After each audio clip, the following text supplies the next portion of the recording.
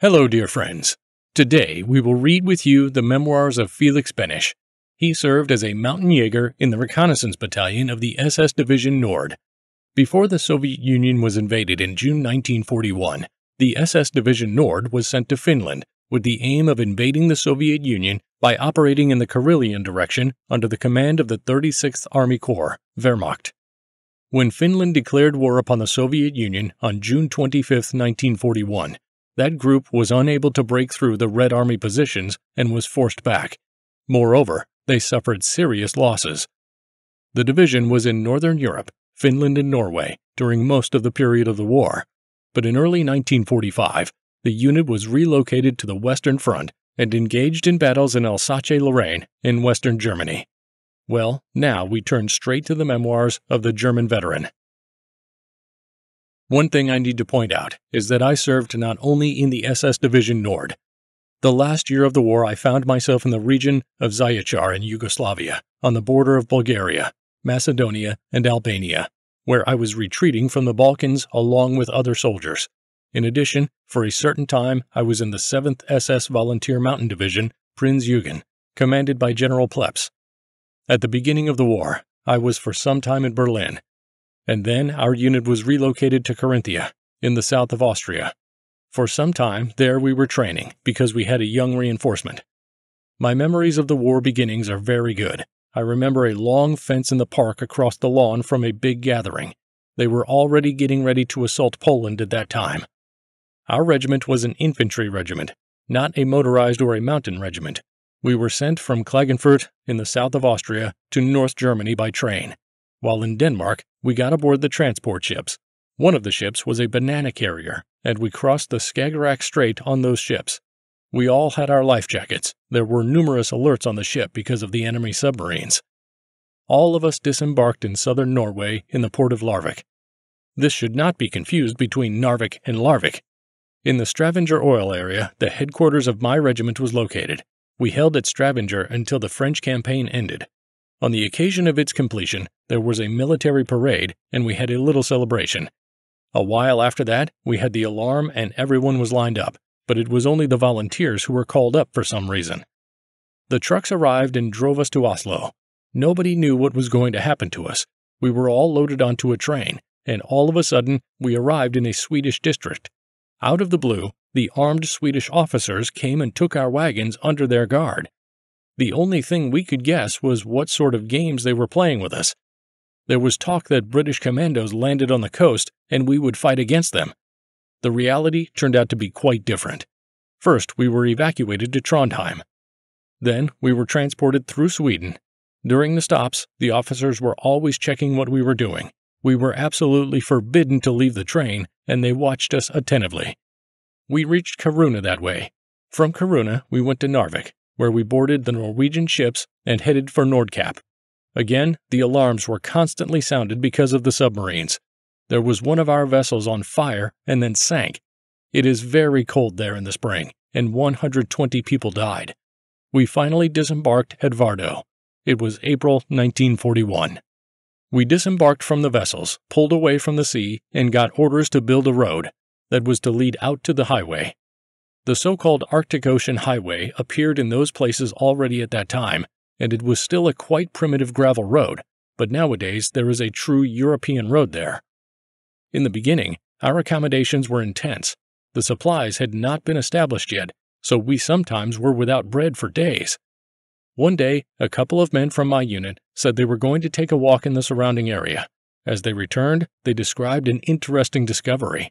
It was a Russian monument. My thought was, what kind of monument could be there? But they confirmed, yes, it was a monument. This is where a certain Russian unit was landing. They were parachuting out during the Winter War in 1939. The cold and the storm made them land already dead. That monument must still be there.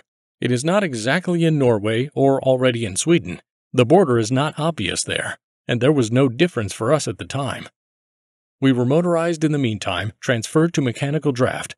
We got English Ford V8s that were captured by the Wehrmacht in Norway. Using these vehicles, we moved along the plank road up to the gravel highway. At that place, we turned right and headed south, toward Rovaniemi. which is actually still the final railroad station in Finland. It was June, and it was warm, with the snow melted. As is typical of the Army, there were rumors about where they decided to send us and about our future prospects, but there was no exact information. And then a rumor appeared that an agreement with Russia had been concluded and we would cross the Russian border to the oil regions. In fact, at the Finnish-Russian border, the war began on July 1, 1941. We were roasting potatoes one evening in our spare time, and a man came over. He was a civilian, and about 10 years older than we were. The man introduced himself and explained that he was from Norway, from the headquarters of the Terboven Reich Commissariat, and that he had been serving as a Reich Commissioner in Norway, and was married to a Norwegian woman. The reason he came to us was to participate in the combat operations, because the war with Russia begins tomorrow. We were confused, of course. At that time, we were almost a couple of kilometers from the Russian-Finnish border at Salla. Nowadays, there is Salla 1, that was separated from Finland by Russia and kept for itself, and there is Salla 2, which was built afterwards. The aim of our offensive was declared, Kondalaksha, near Murmansk. And this is where it all began. On July 1st, at 4 o'clock in the afternoon, that man from the commissariat was already engaged in the offensive as a non-commissioned officer. The German dive bombers from the rear flew from Finnish territory and began bombing the Russian line of bunkers we had found. These were earth bunkers, made of tree trunks, not concrete. Therefore, it was possible to destroy them even with light artillery. Our offensive continued for 2 hours, and it was directed along the entire front.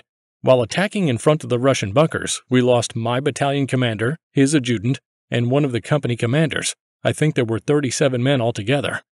All those we lost were left behind in front of the Russian positions, while we trenched ourselves in the swamp and stayed there the whole night of the 2nd of July. The morning mist thickened at dawn. With hand grenades and smoke bombs thrown and the artillery firing from behind, we attempted to penetrate the Russian line of bunkers, only in vain.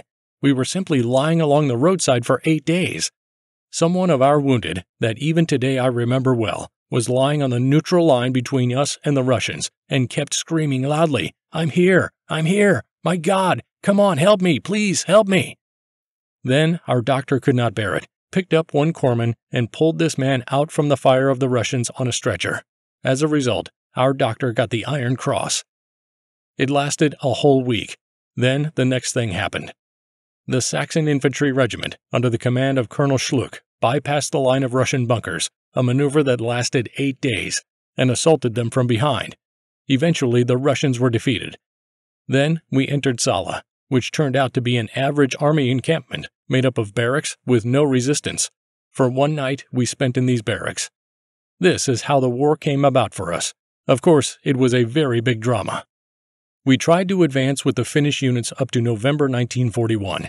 We were attacking alongside the railroad that Finns built according to the agreement with Russia and extended it further to the west. During our attack, we took advantage of it to transport our supplies by Draisine. We have not washed since July and never had our underwear changed. By the way, the relations with the Finns were great. They gave me a Finnish puukko, a knife, as a present. It was hanging on my wall, and a Finnish first-class medal for bravery. But, nevertheless, those Finns. The way it always was, if a Russian was captured, without any convoy, he would be sent to the rear. We had a sauna in the rear, so we periodically visited it and met captured Russians who used to say to us, "Please just do not send us to Finnish capture." Can you see why? The Finns were torturing them. The Finns up there were Karelians. I could still somehow comprehend the Finns, which had a little something Swedish in them. But those Karelians, they were certainly more brutal. The terrible things we heard about what they were doing in the First Winter War, I do not know whether it is true, but there has been a lot of conversation about it. During the Winter War, the Finns used to make wire passages and raid Russian posts, cutting the throats of sentries, cutting off ears and such things. Being acquainted with the Karelian mentality, I could well imagine that there was something of truth in it. On the 1st of November, the offensive should have begun. We were at the starting positions for the attack. As I remember, a Finnish unit, a regular company of about 100 men, came up. They were also in mountainous formation, one by one, and they had some unusual sledges as well. All of them were totally drunk. All of them. It was like, well, this is going to be quite an attack, If a Russian soldier got captured by those, then of course everything can happen. They are absolutely other people. They were addicted to alcohol, like a lot of Northerners. It was happening all over again. You come to their bunker or tent, and inside, I will not describe that.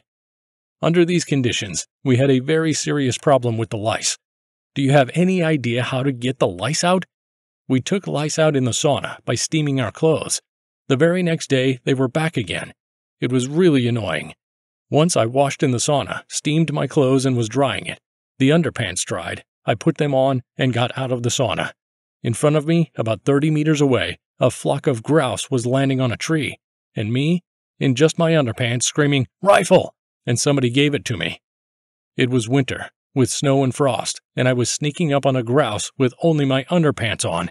Eventually, I shot a grouse, but I got so cold that my comrades had to carry both me and that grouse back to the sauna. By the time I left for the school, my comrades wrote to me that they had shot a bear. And in the summer, we used grenades to kill the fish. These were called Russian way of fishing. I myself did not gather berries, but something like that was happening. The swamp water was something that we could use to make coffee. Some blue berries grew there that were similar to blueberries, but those ones were bigger. We were afraid they were poisonous. Another interesting story is about the time we ate a moose. In front of us, there was a minefield, with the Russian front line behind it.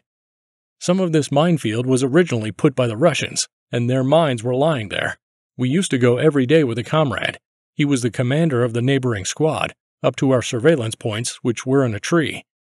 Then one day we climbed down from the trees and headed back to our squad positions, and suddenly we heard a gunshot. What my first thought was that it was the Russian reconnaissance unit that came. They used to come to us cutting the cables, so I thought he met them. In fact, it was totally different. A moose came from the Russian side straight through the minefield and exploded. Out of pity, my comrade killed the moose. Later, our sappers arrived, used tree trunks to make a drag, pulled it out, and then, of course, we ate it. On November 1st, 1941, unexpectedly, frost of -40 degrees broke out. -40 degrees! The shoes were ripped, and the bare foot was stuck out of it. We had to warm our feet by the fire all the time. Our clothes were extremely old and did not keep out the cold any longer. The entire battalion, which is usually 400 men, gradually one by one made their way to the infirmary behind the lines. Finally, I ended up there too, utterly exhausted and frostbitten. It was in the middle or end of November. At that time, about 60 men remained in the battalion. Can you imagine? The Russians suffered losses too, but they had better winter clothes than we did, with warm, wadded jackets, and they kept getting reinforcements. I returned to Finland, where I was in the infirmary.